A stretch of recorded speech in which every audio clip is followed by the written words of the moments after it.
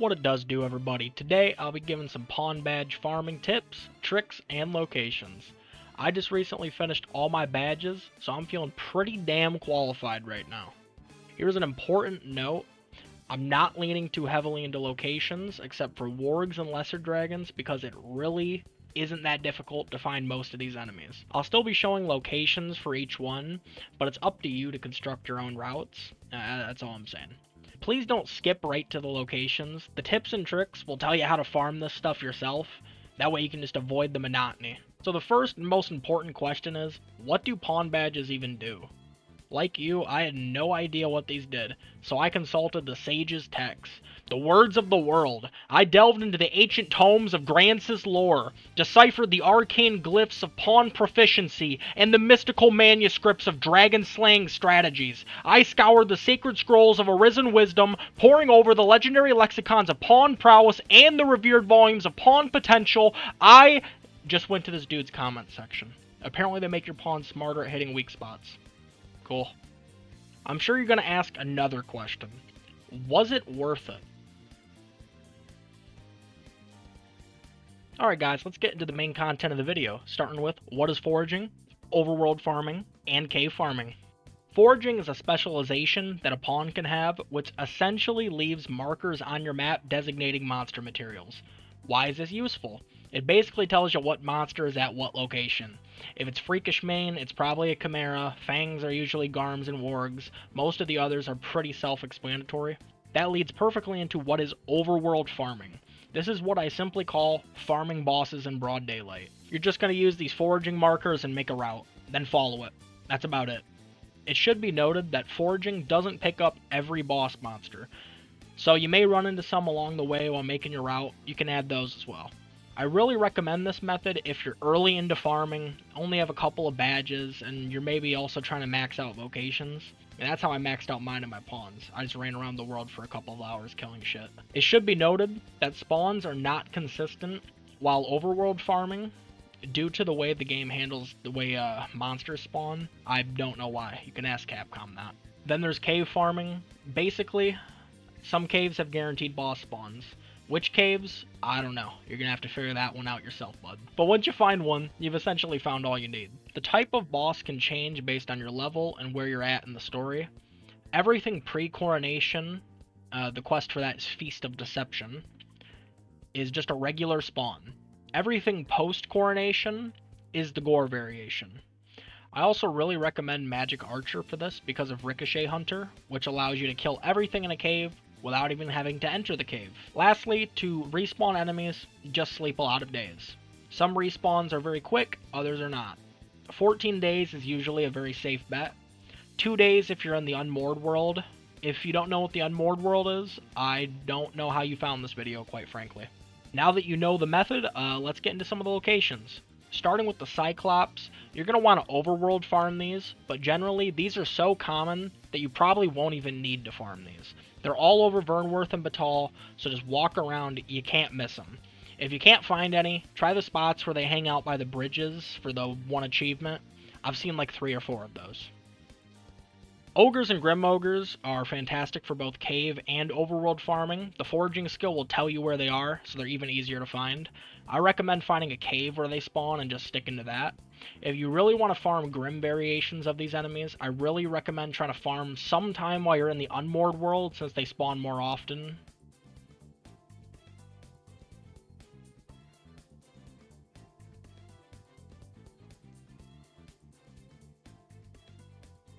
Golems are very common in Batal. You can also find one at the ancient battleground through the cave where you get to the Sphinx. Generally, I would just farm these in Batal, and I'd probably just kill them whenever you see them.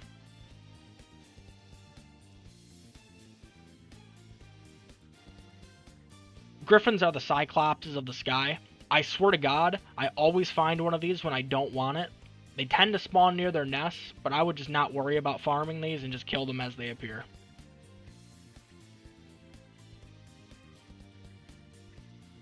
The Sphinx is the only boss that can be killed once per playthrough.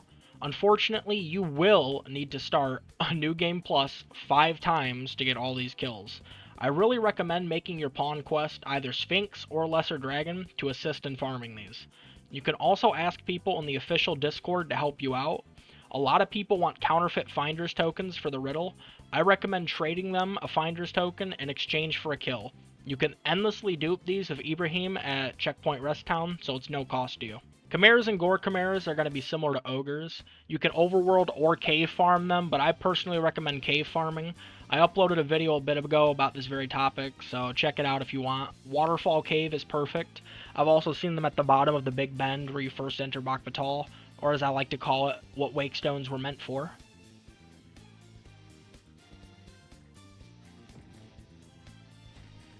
See that right there? That's what wake stones are for. If any of you are questioning my wake stone usage, don't. It's what they're used for at this point in the game. Jumping off of high places.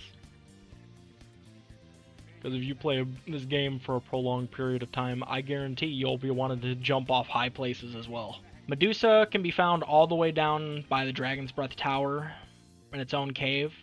This boss requires 14 days to rest to respawn, and there isn't really that much beyond that. You can also find some Garms here before getting to the cave. Minotaur and Goreminotaurs are similar to Ogres and Chimera. Find a good cave, get to farming. I don't see these guys as often in the overworld, so I would really recommend cave farming.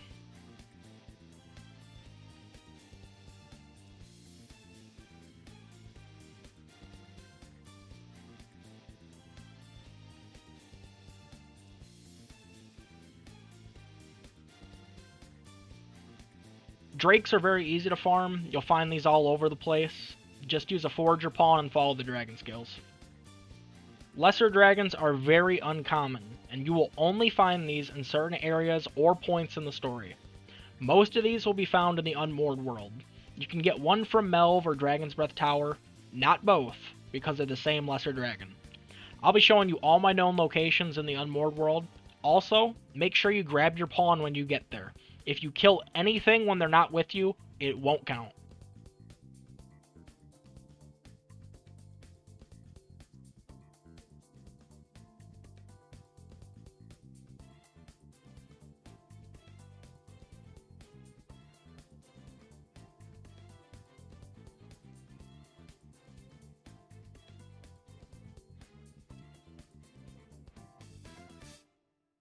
So how do you tell the difference between a Garm and a Warg? That's easy. You don't. Capcom thought of this, so they decided to just put the only Warg spawn in the middle of fucking nowhere. And it doesn't even respawn. Basically, if you're just playing the game and you think it's a Warg, it's probably a Garm. Jokes aside, apparently their fur looks different. I don't know. I don't see it. However, do not despair. Wargs spawn very consistently in the Unmoored world. If you're efficient and you hit all the Fang spots while also resting 2 days each, you can finish it in one run. And as I stated previously, you can also farm Garms in the same cave area as the Medusa.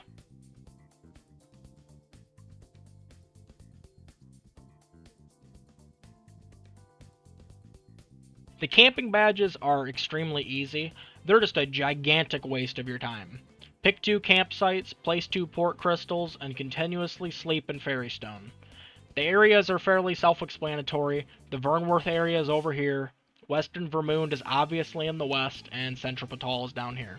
Well, that about wraps up the video. I hope you learned how to more efficiently farm these pawn badges, and my god, I wish you luck. Have a good one.